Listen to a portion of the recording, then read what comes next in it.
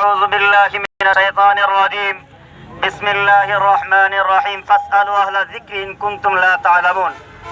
আমরা সকলেই জানি ইসকন পৃথিবীর প্রায় 60টি দেশে নিষিদ্ধ। এদের একমাত্র কারণ হলো একটা জঙ্গি দল ইসকন। এই জঙ্গি হওয়ার কারণে সুদূর চীন পর্যন্ত তাদেরকে নিষিদ্ধ করেছে। বর্তমান বাংলাদেশ সহ পৃথিবীর সমস্ত মুসলিম দেশে এই ইসকনকে নিষিদ্ধ করা এখন সময়ের দাবি। এই ইসকনের মাধ্যমে পতিত সরকার এদেশের মুসলমানদের বিরুদ্ধে প্রথম আরিফ আইনজীবী হত্যা করার মাধ্যমে এদেশের মুসলমানদের সাথে তারা জিহাদ ঘোষণা করছে। আমাদের কাজ হইল ইসকন নিষিদ্ধ না হওয়া পর্যন্ত শরীরের যতক্ষণ রক্তবিন্দু থাকবে ইসকনের বিরুদ্ধে আমাদের লড়াই চলতেই থাকবে ইনশাআল্লাহ।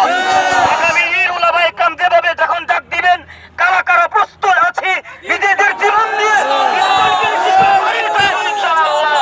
লড়াই থাকবে। এই পর্যায়ে আপনাদের সামনে সংক্ষিপ্ত বক্তব্য পেশ করবেন মুফতি